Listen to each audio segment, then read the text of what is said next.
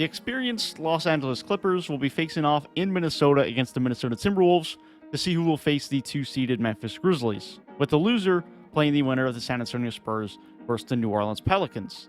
So let's talk about this matchup and who is likely to see the 7 seed and that matchup against the Memphis Grizzlies.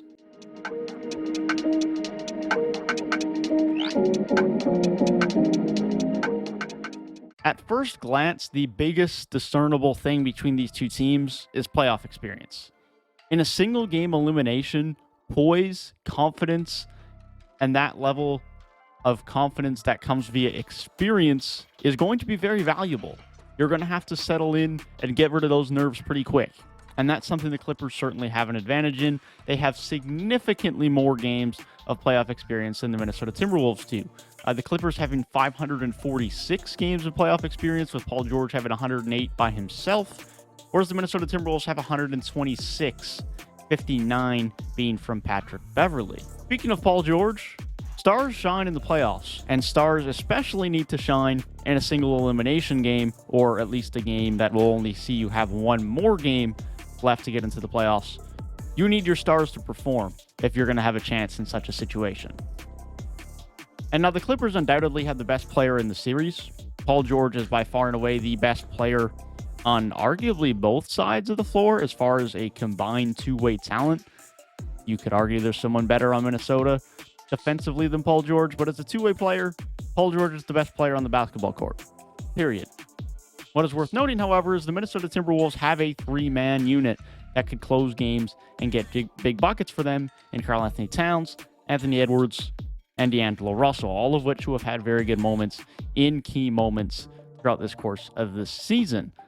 So it's not as to say that Minnesota don't have the potential to close out games, but those guys don't exactly have a ton of playoff experience, with D'Angelo Russell having a very brief series with the Nets, and Cat having a very brief series a few years ago with Jimmy Butler.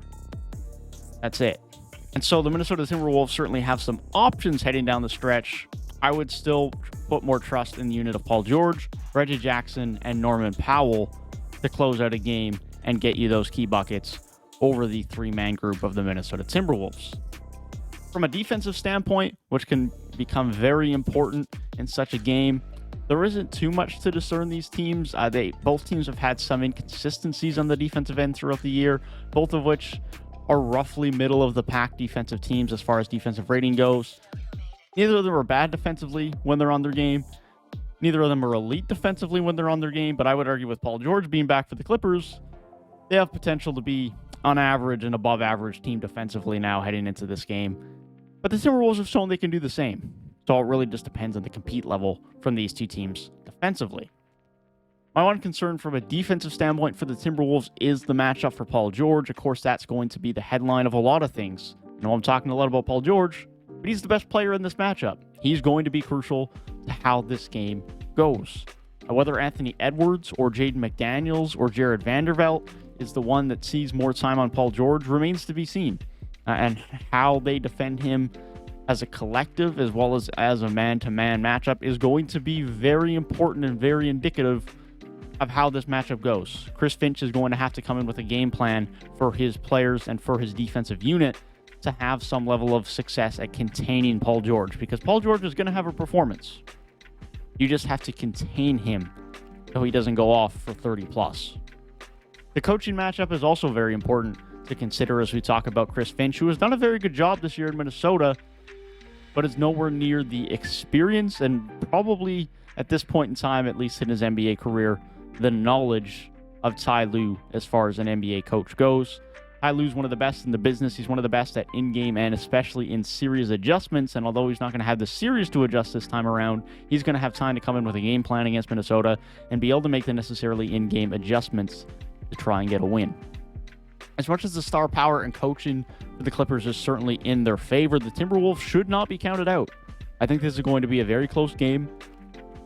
I think that Pat Beverley and his leadership, the Minnesota Timberwolves, generally speaking, improved defense, alongside the 3 quality All-Star caliber players they have, is going to make this a very tough matchup.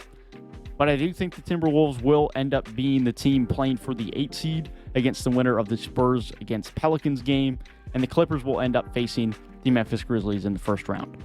The Clippers are simply the better team, not by a significant amount, but I believe they are. They definitely have the best player. They have vastly more experience with a better head coach and will likely pull out a win in what I still imagine will be a fairly close game. Be sure to let me know your predictions for this matchup between the LA Clippers and the Minnesota Timberwolves. Be sure to leave a like down below if you enjoyed the video and hit the subscribe button for more NBA content over the next few weeks. And I'll see you guys in the next one. Peace.